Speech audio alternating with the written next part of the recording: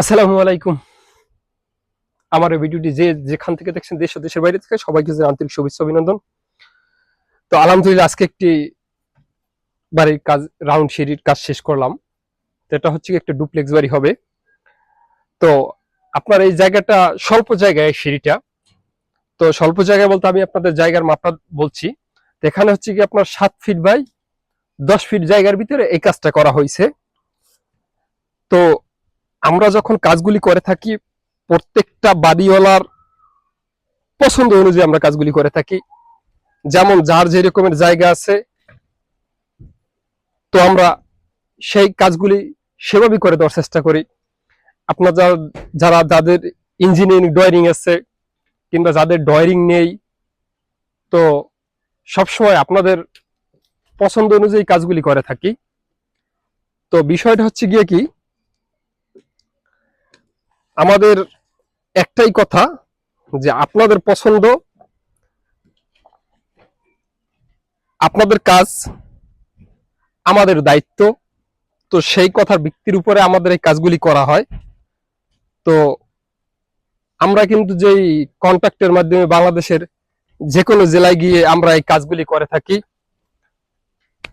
তো আমাদের এই কাজটা হচ্ছে গিয়ে টাঙ্গাইল জেলার কালিয়াতি উপজেলায় বিশিষ্ট ব্যবসায়ী জনাব মোহাম্মদ মাসুদ ভাইয়ের কাজ। তো এই কাজটা হচ্ছে গিয়ে দ্বিতীয় তলার। তো দ্বিতীয় তলার কাজ বলতে হচ্ছে গিয়া, এটা হচ্ছে একটা ডুপ্লেক্স বাড়ি হবে।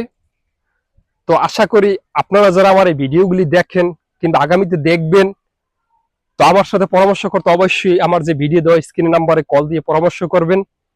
আপনারা চাইলে আমাদেরকে দিয়ে কাজ করাতে পারবেন। বাংলাদেশে যে কোনো জেলায় গিয়ে আমরা কাজগুলি করে থাকি। তো আরেকটা কথা হচ্ছে গিয়ে কি, আপনারা যখন কাজ শুরু করবেন, তো সেই কাজের সময় আপনারা সবসময় ভালো একটা অভিজ্ঞ মিস্ত্রির সাথে শেয়ার করবেন যে আমি একটা ডুপ্লেক্স বাড়ি করব কিংবা ডুপ্লেক্স বাড়ির রাউন্ড সিঁড়ি করব। তারপর হচ্ছে গিয়ে তার কাছ থেকে কিছু পরামর্শ নেবেন। সেই পরামর্শটা হচ্ছে কি আপনি ইঞ্জিনিয়ার সাথে শেয়ার করবেন। তারপর হচ্ছে ইঞ্জিনিয়ারকে দিয়ে ড্রয়িং করানোর চেষ্টা করবেন। তো বেসিক্যালি আমাদের দেশ হচ্ছে গিয়ে রাউন্ড সিঁড়ির কাজটা এখনো অ্যাভেলেবেল হয়নি। তো সেজন্য অনেক বাড়িওয়ালার আছে যে আপনার একটু সমস্যা ফেস করতেছে এখন পর্যন্ত। তো আশা করি আপনারা যারা করবেন, তো এইভাবে যে আপনারা প্রফেশনাল একজন অভিজ্ঞ মিস্ত্রি দিয়ে কাজ করানোর চেষ্টা করবেন, তাহলে আপনার এই সমস্যাগুলি হবে না। তো আশা করি। এবং আপনারা যখন এই সিঁড়ি, আরেকটা বিষয়, সেই বিষয়টা হচ্ছে গিয়ে একটু সিঁড়িটা ক্লোজ ক্যামেরা আনো। তো সেই বিষয়টা হচ্ছে যেমন আমাদের এই সিঁড়িটা যেমন হচ্ছে গিয়া শাটারিং এর কাজ কমপ্লিট, ধাপ মারার কাজ কমপ্লিট। তো বিষয়টা হচ্ছে গিয়া যেমন এখানে দেখবেন যে আমাদের যে পাতলা যে সাইটের সাথে প্লাইবোর্ডের সাথে আমাদের ধাপটা মারা হয়েছে।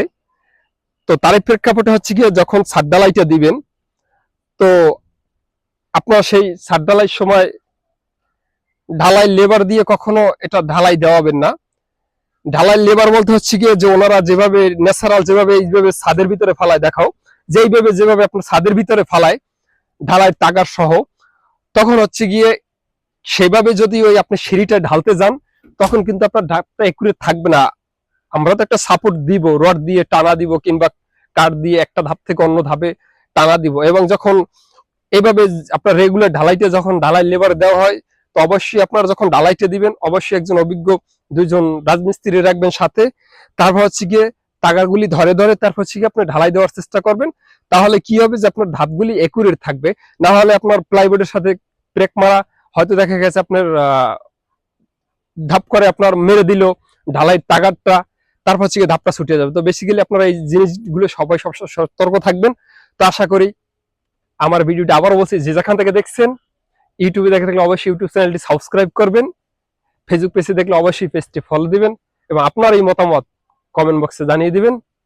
খোদা হাফেজ, দেখা হবে অন্য কোনো ভিডিও নিয়ে।